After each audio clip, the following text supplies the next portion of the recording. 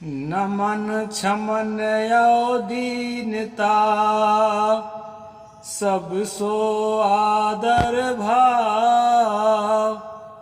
कहें कबीर सोई बड़ा जामे बड़ा स्वभाव। नमस्कार दोस्तों, मैं अविनाश दास रेशनल कबीर यूट्यूब चैनल में आप सबका हार्दिक स्वागत करता हूं। साथियों, यदि आपने सब्सक्राइब नहीं किया है तो सब्सक्राइब चैनल को ज़रूर करें, शेयर करके अपने साथियों तक पहुंचाएं, मुझे कमेंट ज़रूर लिखें और लाइक करें दोस्तों। बेल आइकन को प्रेस करें, ऑल नोटिफिकेशन ऑन करें ताकि जो है मेरा हर वीडियो आप तक सबसे पहले पहुंच जाए। साथियों, मैंने एक साखी बोला सतगुरु कबीर साहब की। साहब ने कहा, नमन छमन और दीनता सबसो आदर भाव। कहें कबीर सोई बड़ा जामे बड़ा स्वभाव। सतगुरु कहते हैं, जिनके अंदर नम्रता हो, जिसका दिल कोमल हो, कोमल दिल होगा तभी नम्रता आती है। और जो है क्षमन, क्षमन का मतलब होता है क्षमा देने का स्वभाव। अपने लोगों से यदि कोई त्रुटि हो जाती है तो उसको हम क्षमा कर सकें। क्षमन अर्थात क्षमा मांगने का स्वभाव। हमसे यदि कोई त्रुटि हो जाती है तो हम विनम्र होकर के और क्षमा मांग सकें। हमारा दिल इतना मक्खन सा कोमल हो कि हम क्षमा दे भी सकें और क्षमा मांग भी सकें। नमन छमन और दीनता। दीनता का मतलब है सहज और सरल स्वभाव से हम किसी के साथ व्यवहार कर सकें। ऐसा व्यवहार करें कि उसके जीवन पर हमारा छाप पड़े और वो जो है हमारे नहीं रहने पर, हमारे दूर चले जाने पर या हमारे मर जाने पर भी जब हमें याद करे तो उसका दिल खिल उठे। तो दोस्तों, नमन छमन और दीनता सबसो आदर भाव।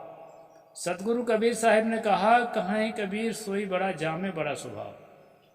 जिसमें इस प्रकार का बड़प्पन है, जिसमें इस प्रकार की महानता है, सद्गुणों की सद्भावनाओं का खजाना है जिसके अंदर, वही व्यक्ति संसार में बड़ा है और वही व्यक्ति संसार में श्रेष्ठ है। ऐसा सतगुरु कबीर साहब ने हमें बताया। तो दोस्तों, हम लोग सच्चे कबीर के अनुयायी हैं। हमें कबीर साहब के सच्चाई पर चलना पड़ेगा। अभी हम मनुस्मृति पर स्ट्रीम कर रहे हैं। कल मैंने बताया था, खंजो वा यदि वा कानो दातु प्रेस्योति वा भवेत हीनाति रिक्त गात्रो वा तप पनियेत पुनः। यहाँ तक कल आगे बढ़े थे, इसको संक्षेप में बता देता हूँ, फिर और आगे जाएंगे। कि लंगड़ा हो, काना हो या श्राद्ध करने वाले का जो उसके नौकर कर्मचारी हो उसके, या किसी के अंग अधिक हो, किसी के अंग ना हो, कोई विकलांग हो, या किसी के दांत डबल हो जाते हैं, उंगली डबल निकल जाते हैं, इस प्रकार के जो विकलांग हो उन सबको जो है श्राद्ध स्थान से हटा दें। श्राद्धकर्ता के यहाँ के जो मजदूर हैं उनको भी श्राद्ध के यहाँ से हटा दें और अंधा काना को भी हटा दें। तो इस प्रकार की जो है दोस्तों हिंदू धर्म की मूल भावना इसी मनुस्मृति से निकल कर आती है। और यही कारण है कि अयोध्या कांड में जब उसके मंथरा के विषय में बात आती है तो वाल्मीकि ने कहा है, कुब्जाह वक्राह परम पापिका। कि जो कुब्जा है यानी कुबड़ जिसका निकला हुआ है और जिसका जो है अंग टेढ़ा मेढ़ा है, ऐसे लोग परम पापी होते हैं।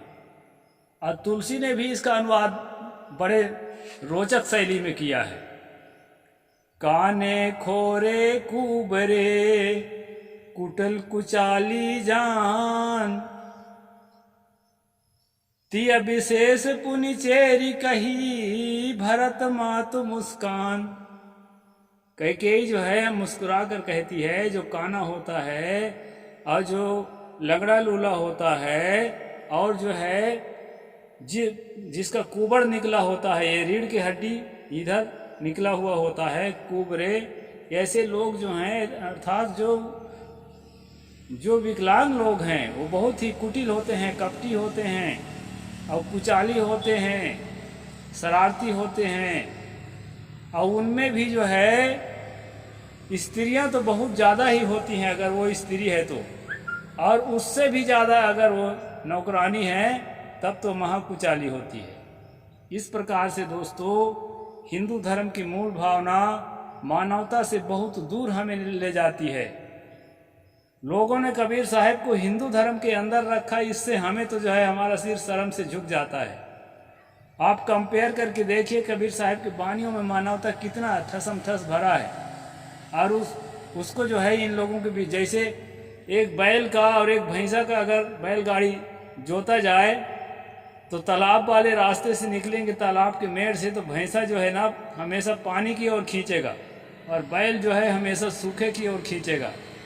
इसी तरह से जो है मेरे ख्याल से कबीर के विचारधारा और हिंदुत्व के विचारधारा इसी तरह से जोड़ा है दोस्तों। इसको एक में मिलाकर इसलिए रखे हैं लोग ताकि देश विदेश में जब जाते हैं, उच्च स्तर के लोगों के पास जाते हैं, तो जो है हिंदू धर्म के अंदर जब उन्हें कुछ दिखाने को नहीं मिलता तो कबीर बानी बोलकर कहते हैं देखो कितनी मानवता की बात भरी हुई है।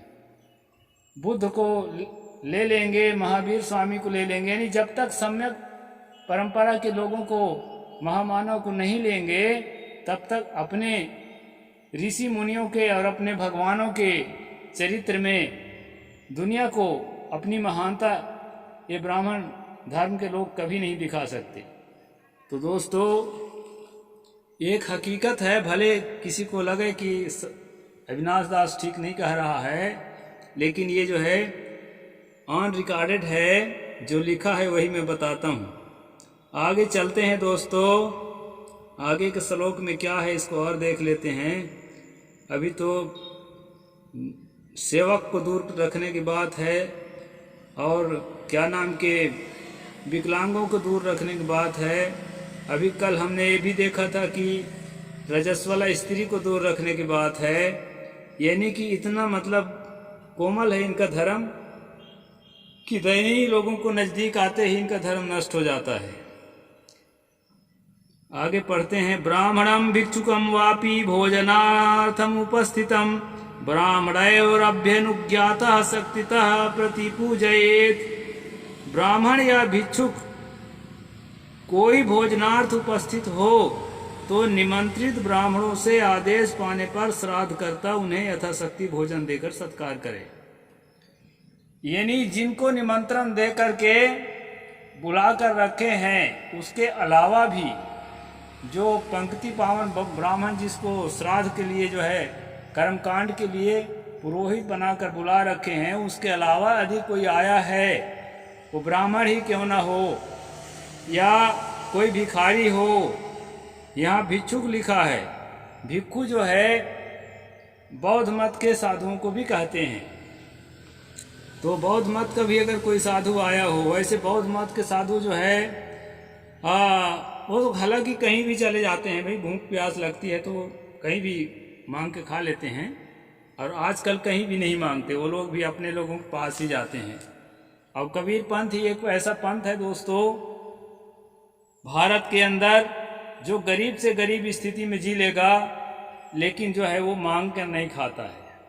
हमारे महात्माओं की महानता है कि वो मांग कर नहीं खाते, यहाँ तक कि अपने भक्तों के यहाँ भी मांग कर नहीं खाते हैं। और भक्तों को भी मालूम है कि कबीरपंथी महात्मा जो है मांग कर नहीं खाता, तो वो लोग जो है आगे आगे उनकी व्यवस्था करते हैं। सतगुरु ने कहा मांगन मरण समान है, मत मांगो कोई भीख, मांगन से मरना भला यह सतगुरु की सीख। यानी मौत के समान है और मौत भी उससे अच्छा है, तो इसलिए जो है भीख मांग के खाना हमारे यहाँ वर्जित है दोस्तों। हमारे कोई महात्मा भीख नहीं मांगता। कहें कबीर कुछ उद्यम कीजिए, आप खाए और उनको दीजिए, ये हमारे यहाँ का सिद्धांत है। तो यहाँ पर बताया है कि कोई भिक्षुक आया है, कोई ब्राह्मण आया है या कोई भी आया है, तो निमंत्रित जो ब्राह्मण है उनसे आर्डर लेने के बाद ही उन्हें खाने को दे। यानी उन ब्राह्मणों को खिला चुके हैं, बचा हुआ है, तब भी जो है उनसे आर्डर लेना ही पड़ेगा, इतना दबदबा। तो दोस्तों इस तरह से जो है ये एक तरह का इनका अपना अनुशासन है, और यही अनुशासन जो है मानवता के बीच में जहर घोलने का काम करता है। सार्ववर्णिकं मान्द्यं सन्निप्लाव्य वारिणा समुत्सृजेत मुक्तवतामग्रो विकरन् भुवि। सब प्रकार के भोजन के अन्नों को ला करके उन्हें जल से अपलावित करके भोजन किए हुए ब्राह्मणों के आगे भूमि में कुशों पर डाल दें। सब प्रकार के भोजन के अन्नों को लाकर उन्हें जल से अपलावित करके यानी जल मिला करके भोजन किए हुए ब्राह्मणों के आगे भूमि में कुशों पर डाल दे। कुश का जो है घास होता है एक, तो उस घास में डाल दे। असंस्कृत प्रतिमानम त्यागिनम कुलयोसिताम उच्चिष्टम भागमेयम स्यादर्भे विकिरश्चयः। यह कुशों पर डाला हुआ अन्न दाह संस्कार से हीन और कुल बंधुओं को त्यागने वालों का भाग होता है। मतलब जो है कई लोग साधु महात्मा हो जाते हैं, अपने घर को त्याग करके चले जाते हैं, ऐसे लोग भी मरते हैं और मर के पितर बन जाते हैं। और जो है कुल बंधुओं को त्यागने वाले, और जो है दाह संस्कार से हीन, कभी कभी किसी को जानवर खा जाता है जंगल में, पहले जंगल ज़्यादा होता था, या कभी कभी जो है कोई युद्ध में मर जाता है, या अन्य तरह से, मतलब जो है जो उसके परिजन जहाँ नहीं होते हैं वहाँ जो है वो मरता है, तो उसको दाह संस्कार नहीं हो पाता है। तो जिसका दाह संस्कार नहीं हुआ है वो व्यक्ति, और जो अपने बंधुओं को छोड़ करके चला गया है आपके खानदान का कोई साधु, तो ये जो कुशों पर डाला हुआ अन्न है वो उसके लिए है। यानी घर में रह करके जो मरा है उसके लिए जो है अलग तरीका है, और जो घर में नहीं रह के मरा है उसके लिए अलग तरीका है। हालांकि किसी भी तरीका से दें, ये एक मूर्खतापूर्ण क्रिया है, ये हमारे पुरखों तक कभी न पहुंचा है, न पहुंचेगा। दोस्तों मैं एक चीज़ और आपसे पूछता हूँ, इस प्रश्न का जवाब आप कमेंट सेक्शन में जरूर देना। यदि श्राद्ध में खिलाया गया अन्न या मांस या जो भी चीज़ खिला रहे हैं लोग, वो हमारे पूर्वजों तक पहुंच जाता है और हमारे पूर्वज उसको खाते हैं, इस बात पर आपका भरोसा है ना? है तो हाँ कहो। फिर एक प्रश्न इस पर और मैं डालता हूँ, पुनर्जन्म को तो आप मानते हैं, क्योंकि हिंदू धर्म में पुनर्जन्म को सब कोई मानते हैं। तो पहले जन्म में किसी न किसी के पुरखा आप रहे होंगे कि नहीं? तो आप भी तो किसी के पितर हैं। तो श्राद्ध के महीने में ये तो बताइए, किसी दिन जो है घी के लड्डू जैसा स्वाद आपके मुख में आया है क्या? वो पिंडदान करते होंगे ना भाई, या कुछ भी खिलाते होंगे, बकरा खिलाते होंगे, मछली खिलाते होंगे ब्राह्मणों के माध्यम से, वो आपके मुख में कभी उसका स्वाद आया है क्या? क्या बिना खाए किसी दिन पे आपका पेट भरा है? यदि नहीं भरा है तो आपके द्वारा आपके जो वंशज पहले जन्म के वो कर रहे हैं, आप तक नहीं पहुंच रहा है, तो जो लोग के नाम से आप कर रहे हैं वो कैसे पहुंच जाएगा? इसलिए दोस्तों ये ओबीसियों को खासकर मूर्ख बनाए रखने के लिए, उनके आर्थिक और मानसिक शोषण करने के लिए एक षड्यंत्र है। श्राद्ध व्रत कुछ नहीं होता है, इसके चक्कर में मत फंसो, रेशनल बनो। इसलिए रेशनल कबीर आप लोगों को जगाने के लिए चैनल बनाया गया है दोस्तों। तो आगे और चलते हैं, आगे और क्या कहना है मनु जी का। उच्छेषणं भूमिगत जिभ्यास्यासथस च दासवर्गस्य तत्पित्रे भागे ध्येयं प्रत्यक्षते।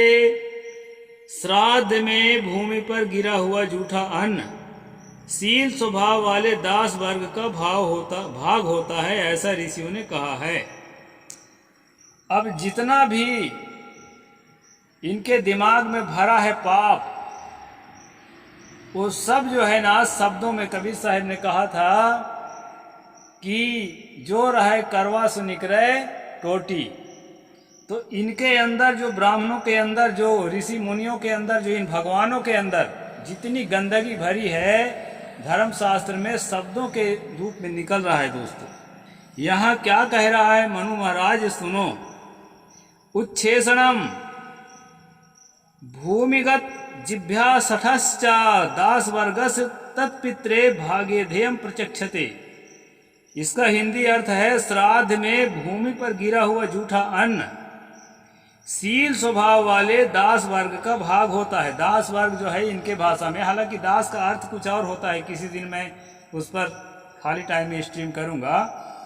तो दास का अर्थ इनके हिसाब से होता है गुलाम या नौकर। जो आपके खानदान में नौकर थे, हैं नहीं, पहले मर चुके हैं, जो नौकर थे उनके लिए जो है, जो जूठा गिरा हुआ है धरती पर, वो शील स्वभाव के अगर थे तो उनके लिए जो है यह भाग है, उनका हिस्सा है। यानी कि मरने के बाद भी आपके जो गरीबों के पुरखे हैं, जो नौकर मजदूरों के पुरखे हैं, मरने के बाद भी जूठे अन्न में ही उनका अधिकार है। सही अन्न में मतलब फ्रेश जो फूड है उसमें उनका कोई हक नहीं है। तो इस प्रकार से दोस्त यहाँ पर जो है हम ये देख रहे हैं, आस पिंड क्रिया कर्म दुजाते संसिता दैव भोज श्रेया धम पिंड में कम तू निवर्तते। मृत द्विजाति का सपिंडीकरण श्राद्ध पर्यंत अर्थात एकोदिष्ट श्राद्ध में देव स्थान में ब्राह्मण न बैठाकर केवल पितृ स्थान में ब्राह्मण को भोजन करा के कराना चाहिए और एक ही पिंड देना चाहिए। इस प्रकार से दोस्तों यहाँ पर बताया है कि ब्राह्मण को देव स्थान में न बैठा करके पितृ स्थान में बैठाए। यानी ब्राह्मण को भी देव स्थान में नहीं बैठाना है, पितृ स्थान देव स्थान से छोटा माना है, वहाँ स्थान लोग निर्धारित करते हैं। अब मैं तो बहुत साल से संन्यास जीवन में हूँ, तो मैं बहुत ज़्यादा ये प्रपंच में नहीं रहा, किताबों के माध्यम से ही जानता हूँ कैसे कैसे करते हैं। भक्तों से पूछ के पता करूँगा तो और डिटेल से बताऊँगा आपको। अभी तो तीसरा अध्याय है, बहुत बचा है अभी। तो दोस्तों इस प्रकार जो है मनुस्मृति का जो है मैं स्ट्रीम हर रोज़ करता हूँ। और जैसा लिखा है दोस्तों, एक बात मैं आप लोगों को बता देता हूँ, ये किताब जो है ना भारत में सबसे ज़्यादा फेमस कुल्लूक भट्ट का भाष्य है। सभी विद्वान, जितने संस्कृत के विद्वान हैं, सब इसको मान्यता देते हैं कि कुल्लूक भट्ट का भाष्य जो है मनुस्मृति का सर्वाधिक प्रमाणिक है। और कुल्लूक भट्ट के भाष्य को गणेश दत्त पाठक नाम के ब्राह्मण ने हिंदी में अर्थ किया है। उसी के आधार से मैं बताता हूँ। मैं संस्कृत का कोई प्रकांड विद्वान नहीं हूँ, थोड़ा थोड़ा तो जानता हूँ, ऐसे मिडिल क्लास तक पढ़े थे कुछ न कुछ। तो इस प्रकार से दोस्तों ये प्रमाणिक भाष्य के आधार पर मैं बताता हूँ, जो लिखा है सो बताता हूँ, और आप इसको समझिए और दिमाग से एक भूत निकाल दीजिए, एक सनक निकाल दीजिए कि हिंदू राष्ट्र में आपका कल्याण होगा। ये हिंदू राष्ट्र का प्राचीन काल का संविधान है, इसमें कितना कल्याण हो रहा है मजदूरों का, महिलाओं का, और जो है दलितों का, पिछड़ों का, ओबीसी पिछड़ों का, आदिवासियों का। आदिवासियों को तो यहाँ नामे नहीं आया है, क्योंकि वो जो है ना जंगल क्षेत्रों में रहते थे, तो इनके सब कर्मकांड से उनको दूर रहना होता था, इसलिए आदिवासियों का नाम नहीं आता है। फिर भी पिछड़ों का जो शूद्र के रूप में नाम आता है।